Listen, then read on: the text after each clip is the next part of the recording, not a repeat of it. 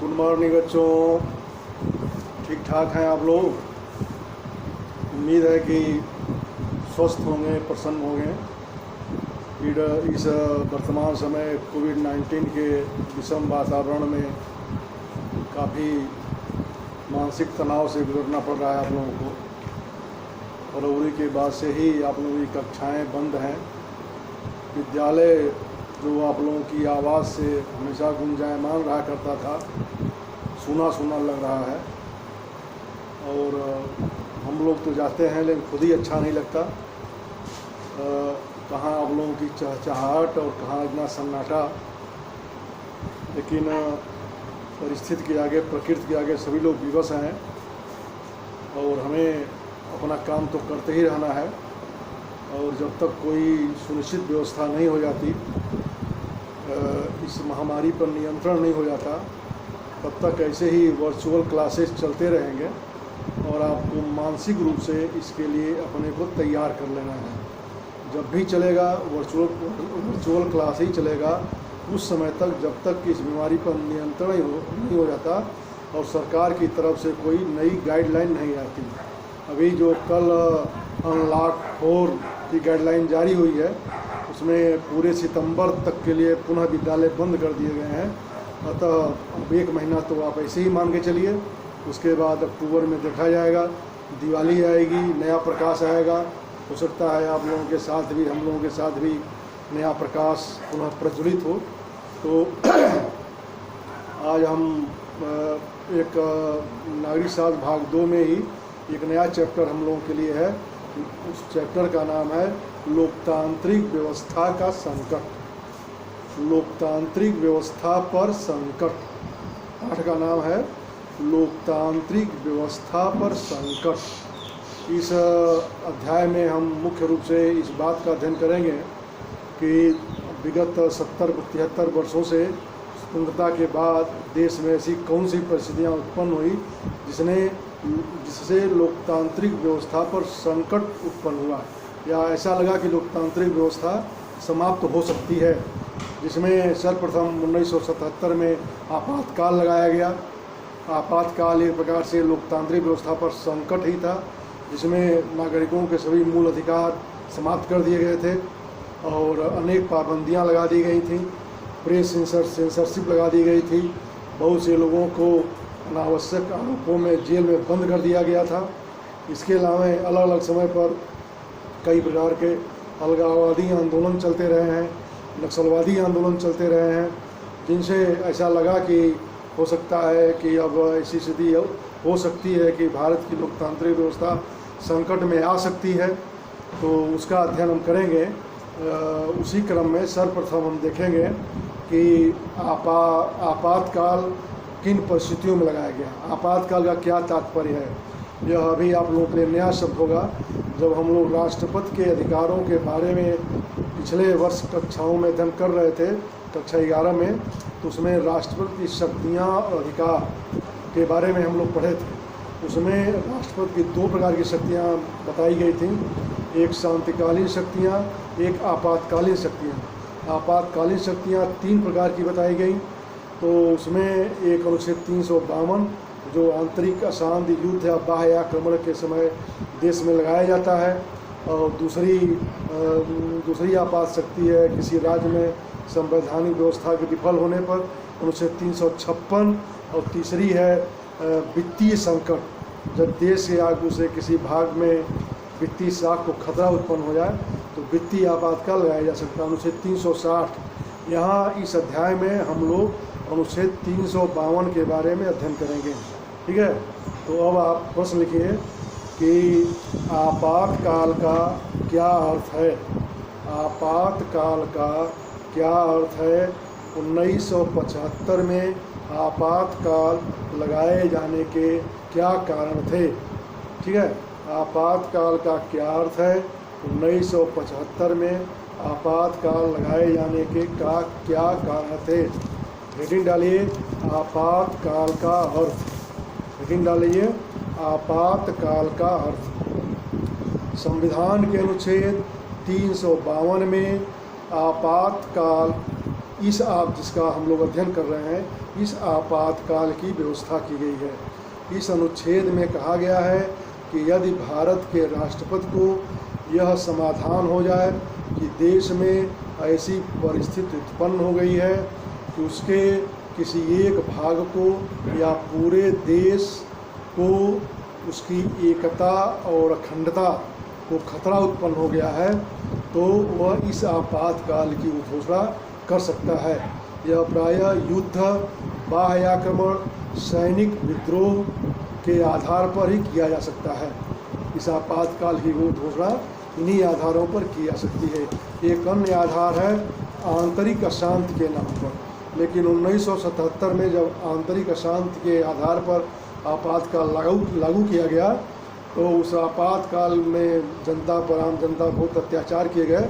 उसके बाद नया चुनाव हुआ, जब नई सरकार आई 1977 के चुनाव के बाद, तो उस नई सरकार ने इस आंतरिक अशांति के आधार पर आपातकाल लगाए जाने के प्रावधान को समाप्त कर दिया।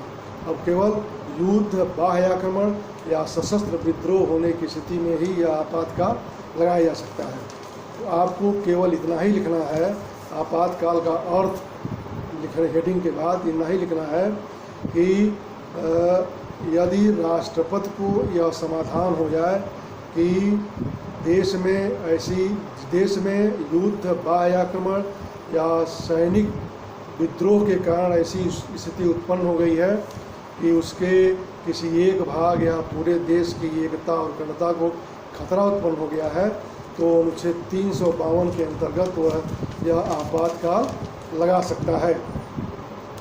और इस प्रावधान के अंतर्गत, अनुच्छेद 352 के अंतर्गत जून 1975 में तत्कालीन प्रधानमंत्री श्रीमती इंदिरा गांधी ने आपातकाल की घोषणा की थी। श्रीमती इंदिरा गांधी के द्वारा लगाए गए आपातकाल के प्रमुख कारण इस प्रकार हैं। श्रीमती इंदिरा गांधी के द्वारा लगाए गए आपातकाल के प्रमुख कारण इस प्रकार हैं। हेडिंग डालेंगे, नंबर 1 आर्थिक कारण। नंबर 1 है आर्थिक कारण। 1971 में पाकिस्तान से जो युद्ध हुआ था, उस युद्ध का प्रभाव भारतीय अर्थव्यवस्था पर बहुत ही गहराई से पड़ा और भारत को इस युद्ध में बहुत अधिक धन खर्च करना पड़ा था। इसके अतिरिक्त पूर्वी पाकिस्तान से जो शरणार्थी भारत में आए हुए थे, उनके पुनर्वास में, उनके भरण पोषण में भी बहुत अधिक धन खर्च हुआ था।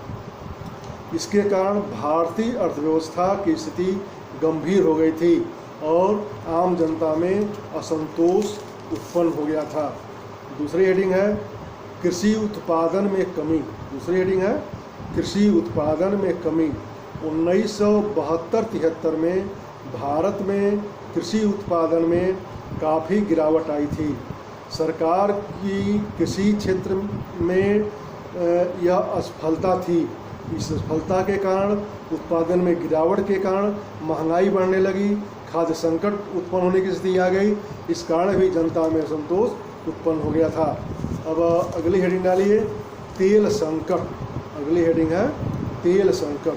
1973 में अंतर्राष्ट्रीय स्तर पर तेल संकट उत्पन्न हो गया था। उस समय तेल उत्पादक देशों के संगठन, एक मिनट सुन लीजिए, जो तेल उत्पादक देशों के संगठन है उसे ओपेक कहा जाता है, OPEC, ओपेक।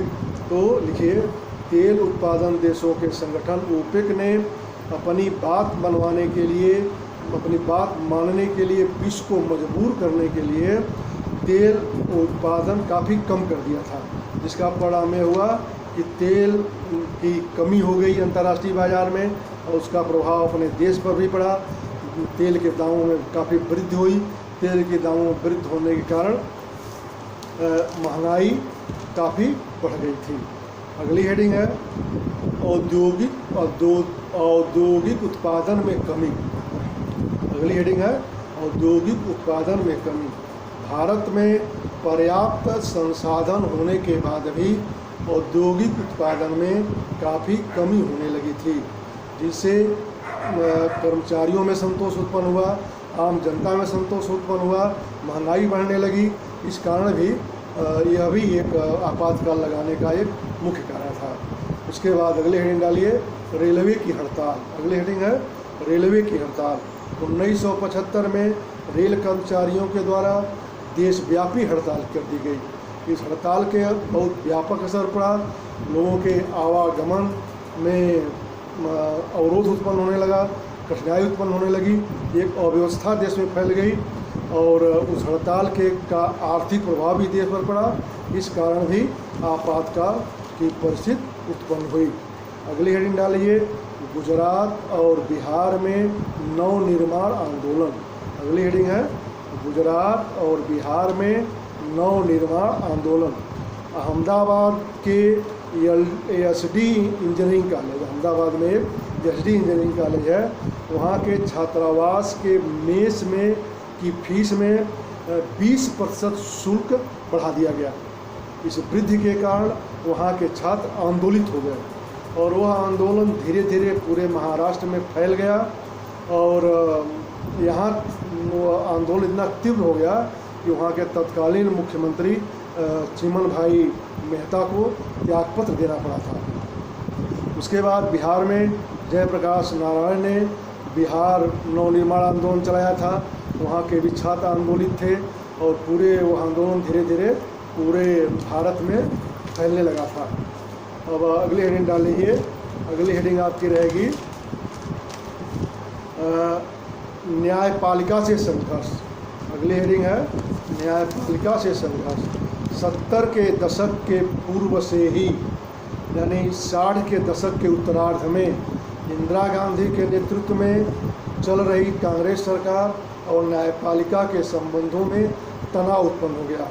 सर्वोच्च न्यायालय ने सरकार के अनेक निर्णयों और संविधान संशोधन सर्वोच्च न्यायालय ने सरकार के अनेक निर्णयों को संविधान के प्रावधानों के खिलाफ माना और उस पर रोक लगा दी, जिससे सरकार असंतुष्ट हुई।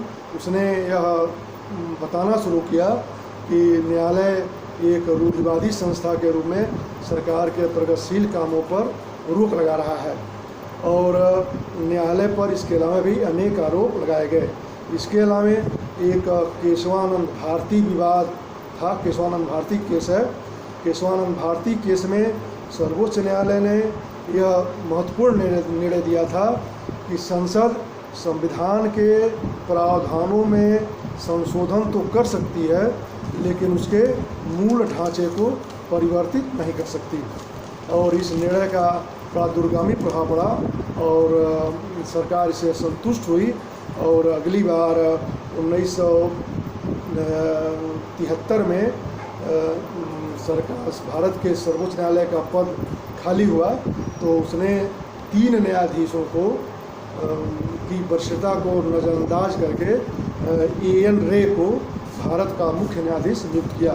इसके विरोध में उन 3 वरिष्ठ न्यायाधीशों ने न्यायपालिका से अपने पद से त्यागपत्र दे दिया और इस प्रकार पूरे देश में एक अलग सरकार के विरुद्ध वातावरण बनने लगा। अब जो है अगली हेडिंग डालेंगे निष्कर्ष। अगली हेडिंग रहेगा निष्कर्ष।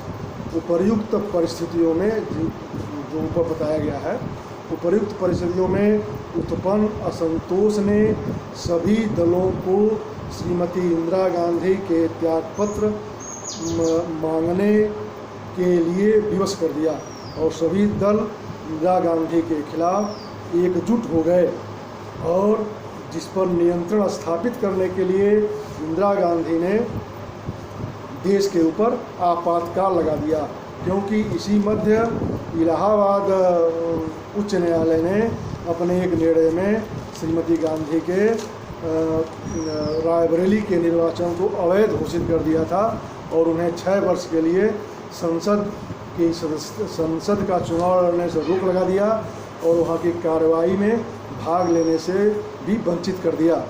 इन सब कारणों से इंदिरा गांधी से इस परिस्थितियों पर नियंत्रण स्थापित करने के लिए आपातकाल की घोषणा की। अब यह प्रश्न आपका समाप्त हो गया। इसके बाद हम अगले प्रश्न का इसी चैप्टर में अब कल अध्ययन करेंगे और उम्मीद है कि आप का मन धीरे धीरे अब लग रहा होगा और हर परिस्थिति के अनुसार अपने को तैयार रखना चाहिए। कोई परिस्थिति नई होती है लेकिन जब आदत पड़ जाती है तो हम उसके अनुसार धीरे धीरे अपने को ढाल लेते हैं, अपने को रूपांतरित कर लेते हैं। यही मानव मस्तिष्क की सबसे बड़ी विशेषता है। उम्मीद है कि आप भी इस प्रक्रिया से गुजरेंगे, संतुष्ट रहेंगे। अभी जो लोग नए जुड़े हुए हैं उनसे कहना है कि इस चैनल को जो आप देखेंगे तो वहाँ एक सब्सक्राइब का एरो बना निशान बना होगा, वो सब्सक्राइब कर दीजिए। सब्सक्राइब कर दीजिए, वहीं like icon button, bell icon button होगी उसको दबा दीजिए। इससे लाभ ये होगा कि जब भी मैं कोई नया वीडियो डालूँगा तो आपके मोबाइल पर वह स्वतः चला जाएगा।